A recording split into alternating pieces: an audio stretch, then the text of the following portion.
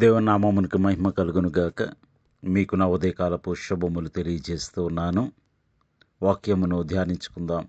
సమూయేలు 2వ గ్రంథము 14వ అధ్యాయము 32వ వచనము. అబ్షాలోము యోవాబుతో ఇట్లనెను, గెషూరు నుండి నేను వచ్చిన ఫలమేమి? నేనచ్చటనే యుండుట మేలని నీ ద్వారా రాజుతో చెప్పుకొనుటకై రాజునొద్దకు నిన్ను పంపవలెనని నేను నిన్ను పిలిచితిని. రాజు దర్శనము నేను చేయవలెను. నా యందు దోషము కనబడినడల రాజు నాకు మరణశిక్ష విధింపవచ్చును. దేవుడి వాక్యము ద్వారా నేడు మనతో మాట్లాడి మనం పరిపూర్ణమైన హృదయ మార్పు కలిగిన వారమై దేవునితో సత్య సంబంధము కలిగి జీవించే కృప దేవుడు మనలో ప్రతి ఒక్కరికి దయచేయునుగాక. ఆమేన్. ఈ వచనము మనము చూస్తూ ఉన్నప్పుడు, ఎప్పుడైతే అబ్షాలోము తన సహోదరుడైన అమ్నోనును చంపి తన తాతగారి ఊరైన గెషూరుకు పారిపోయాడు. 3 సంవత్సరాల తర్వాత యోవాబు కృషితో, యోవాబు యొక్క ఆలోచనతో తిరిగి యెరూషలేమునకు వచ్చాడు. అయితే దావీదు రాజు అబ్షాలోమును పట్టణంలో ఉండనిచ్చాడు, కానీ తన ముఖాన్ని చూడనివ్వలేదు. 2 సంవత్సరాల పాటు ఈ నిరీక్షణ కొనసాగింది. అబ్షాలోములో ఓపిక నశించి యోవాబు పొలానికి నిప్పు పెట్టి తన తండ్రిని కలవాలని పట్టుబట్టాడు. అయితే ఈ సందర్భంలో నుండి మనం నేర్చుకోవాల్సిన కొన్ని ఆత్మీయ పాఠాలు ఉన్నాయి. చూడండి, దేవుని సమయం కొరకు వేచి ఉండకపోవటం. అతడు రాజ్యమునకు వచ్చాడు, కానీ తన తండ్రి పిలిచే సమయం కొరకు సహనముతో వెయిట్ చేయలేదు, కనిపెట్టలేదు. అబ్షాలోము తన తప్పును ఒప్పుకొని పశ్చాత్తాపపడాల్సింది పోయి, నేను గెషూర్లోనే ఉంటే బాగుండేది అని ఫిర్యాదు చేస్తున్నాడు. ప్రియ సహోదరుడా, సహోదరి, అసహనం మనలను దేవుని ప్రణాళిక నుండి దూరం చేస్తుంది. చూడండి, సమూయేలు ప్రవక్త రావటానికి కొంచెం ఆలస్యం చేశాడని రాజైన సౌలు తానే బలిని అర్పించి దేవుని ఉగ్రతకు లోనయ్యాడు.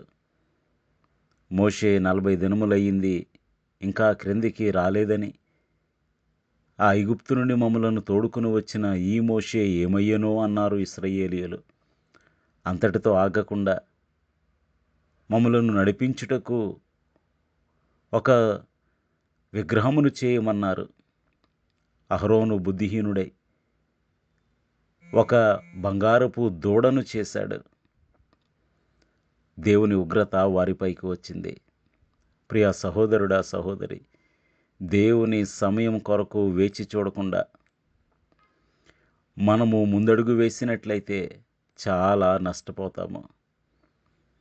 చూడండి, మోషే యొక్క ఉద్దేశము మంచిదే, కానీ దేవుని పనిని, దేవుని శక్తిపై, దేవునిపై ఆధారపడకుండా చేస్తే ఎంత ప్రమాదం వస్తుందో. అంటే దేవుని పరిచర్యలో కూడా మనము సొంత నిర్ణయాలు కాదు, కానీ సహనముతో దేవుని సమయం కొరకు కనిపెట్టాలి. మోషే 40 సంవత్సరాల వయసులో దేవునిపై ఆధారపడకుండా తన స్వశక్తి మీద ఆధారపడి ఇశ్రాయేలీయులను విడిపించాలని ప్రయత్నం చేశాడు. అందుకనే దేవుడు 40 సంవత్సరాలు మిద్యాను అరణ్యంలో మోషేకు తర్ఫీదునిచ్చాడు. చివరికి 40 సంవత్సరాల వయసులో నా స్వశక్తితో నేను సాధించగలను అనుకున్న మోషే ఇప్పుడు 80 సంవత్సరాల వయసులో ప్రభువా నా వల్ల ఏమవుతుంది అనే పరిస్థితికి వచ్చాడు. చూడండి, ఎంత గొప్ప మార్పు మోషేలో వచ్చిందో. అప్పుడు దేవుని కొరకు, దేవుని సమయం కొరకు సహనముతో కనిపెట్టలేదు. ఉద్దేశం మంచిదే, కానీ దేవుని కొరకు కనిపెట్టలేదు. ఇప్పుడు 80 సంవత్సరాల వయసు వచ్చింది. ప్రభువా నా వల్ల ఏమవుతుంది నాయన? కనీసం నాకు మాట కూడా సరిగ్గా రాదు కదా, నేను నత్తివాడను కదా, మాట మాంద్యము గలవాడను కదా, ఓడిపోయిన వాడను కదా, పారిపోయిన వాడను కదా, నా వల్ల ఏమవుతుంది ప్రభువా అన్నాడు. మోషే, నీలో ఎటువంటి మార్పు రావాలని నేను అనుకున్నానో, ఏ విధంగా నా మీద సంపూర్ణంగా ఆధారపడాలి నీవు అని నేను ఆశించాను. ఆ స్థితికి నువ్వు వచ్చేసావు.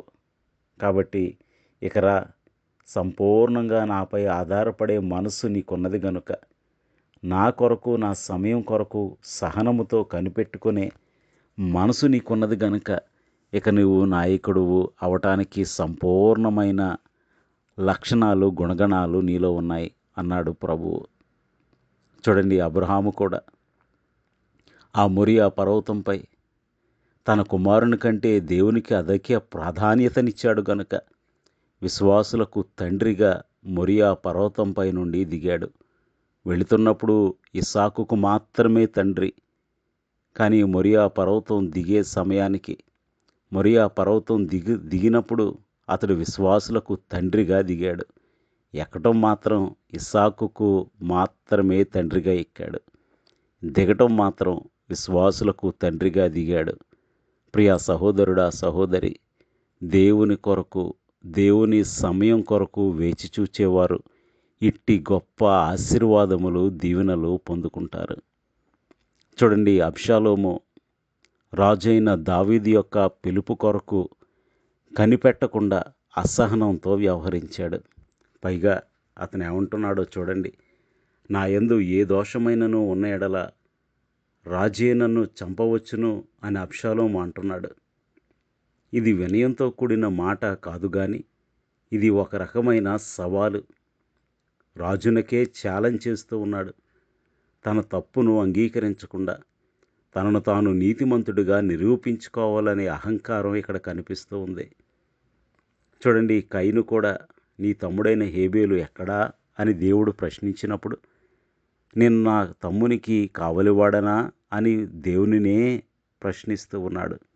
ఇది కదా అహంకారమైన మనసంటే. ఆదామును కూడా, ఆదామా నేను తినవద్దన్న పండు నీవు తిన్నావా అంటే అవునని కానీ కాదని కానీ సమాధానం చెప్పలేదు. ప్రభువా నన్ను క్షమించు అని ఆయన పాదముల మీద పడలేదు. కానీ నీవు కలుగు చేసిన ఈ స్త్రీ అని దేవునిపైనే తన జీవిత భాగస్వామి అయిన హవ్వమ్మ గారిపైనే అతడు నింద మోపుతున్నాడు. కానీ నేను నీతిమంతుడను అన్నట్లుగా ప్రదర్శించుకుంటూ ఉన్నాడు. ప్రియ సహోదరుడా, సహోదరి, ఇక్కడ అబ్షాలోము కూడా నేను నీతిమంతుడను అన్నట్టు మాట్లాడుతూ ఉన్నాడు. తన పొరపాటును గ్రహించటం లేదు. అతడు నరహత్య చేశాడని, అతడు పాపం చేశాడని, అతడు తాను చేసినది తప్పని గ్రహించటం లేదు. చాలాసార్లు మనం బాహ్యమైన ఆశీర్వాదాల కొరకు చూస్తాము. ఇక్కడ కూడా అబ్షాలోము రాజు అయిన దావీదు యొక్క దర్శనం కొరకు చూచాడు కానీ హృదయపూర్వకమైన మార్పు అతనిలో రాలేదు. అబ్షాలోము రాజు ముఖాన్ని చూడాలనుకున్నాడు, కానీ రాజు మనసును గెలవాలని అనుకోలేదు. మనం కూడా ప్రార్థనలో దేవుని నుండి ఆశీర్వాదాలు పొందుకోవాలని ఆశిస్తాం, కానీ మన హృదయాలను మార్చుకోవటానికి ఇష్టపడం. ప్రియ సహోదరుడా, సహోదరి, ఈరోజు అబ్షాలోము నుండి దేవుడు నీకు నాకు పాఠములు నేర్పిస్తూ ఉన్నాడు. దేవుని సమయం కొరకు మనం వేచి చూడాలి. మనం ఆశీర్వాదముల కంటే హృదయ పరివర్తనకు మొదటి ప్రాధాన్యతనివ్వాలి. దేవునిపై సంపూర్ణంగా ఆధారపడాలి. దేవుని కొరకు సహనంతో కనిపెట్టిన వారు, దేవుని ఆలోచన కొరకు ఎదురుచూచిన వారు ఎప్పుడూ కూడా జీవితంలో ఓడిపోరు.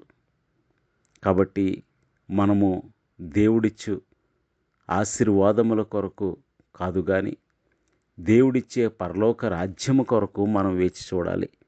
అప్పుడు ఆశీర్వాదములు వాటంతటా అవే వస్తాయి. అందుకనే ప్రభు అన్నాడు, యెహోవా యందు ఆనందించుము, ఆయన నీ హృదయ వాంఛలను తీర్చును అని వాక్యం సెలవిస్తుంది. మనమేమంటాం? ప్రభువా నా హృదయ వాంఛలను తీర్చుము, అప్పుడు నేను నీ యందు ఆనందిస్తాను అంటాము. ప్రభు అంటాడు, మొదట నా రాజ్యమును నీతిని వెతకండి, అప్పుడు అవన్నీ మీకు అనుగ్రహింపబడును అంటారు. మనమేమంటాం? ప్రభువా ముందు నా అవసరాలు తీర్చు అంటాం. కాబట్టి మన ఆలోచనలోనికి దేవునిని మనం ఆహ్వానించడం కాదు కానీ ఆయన ఆలోచనలోనికి మనం మారటమే విశ్వాస జీవితం. కాబట్టి ప్రభు ఆశించిన మార్పు, ప్రభు సమయం కొరకు వేచి చూచే విశ్వాసము కలిగి దేవుడిచ్చు ఆశీర్వాదములు పొందుకునే కృప దేవుడు మనలో ప్రతి ఒక్కరికి దయచేయనుగాక. ఆమేన్. ప్రార్థన చేసుకుందాం. సర్వోన్నతుడును సర్వశక్తివంతుడు అయిన మా ప్రియ పరలోకపు తండ్రి, జీవము గల దేవ, అబ్షాలోము రాజు యొక్క సమయం కొరకు వేచి చూడకుండా యోవాబు యొక్క పొలమును తగులబెట్టాడు. పైగా అతడు నరహత్య చేసిన వాడే. నా యందు దోషమేమైనా ఉన్నట్లయితే రాజు నన్ను శిక్షించవచ్చు, మరణశిక్ష విధించవచ్చు అని ఛాలెంజ్ చేస్తూ ఉన్నాడు. అవును ప్రభువా, చాలాసార్లు ప్రభువా నిజమైన హృదయ మార్పు లేకుండా కేవలము నీ ఆశీర్వాదములు పొందుకోవాలని మనుషులు ఆశిస్తారు. నీ సమయం కొరకు సహనముతో వేచి చూడకుండా ప్రభువా వారనుకున్న సమయంలోనే వారి పనులన్నీ సమకూడాలని, వారు అనుకున్నవన్నీ జరిగిపోవాలని ఆశిస్తారు. మేము అలాగుండక నీ కొరకు, నీ సమయం కొరకు సహనముతో వేచియుండి సంపూర్ణమైన హృదయ పరివర్తన కలిగిన వారమై మొదట ప్రాధాన్యత, మొదటి స్థితి, మొదటి సమస్త విషయాల్లో మొదటి స్థానము నీకిచ్చి వర్ధిల్లే కృప మాలో ప్రతి ఒక్కరికి అనుగ్రహించమని యేసు నామములో స్తుతించి వినయముగా వేడుకొనుచున్నాము తండ్రి. ఆమేన్. మీ అందరికీ నా వందనములు. ప్రభు పరిచర్యలో మీ సహోదరుడు దిలీప్ బాబు.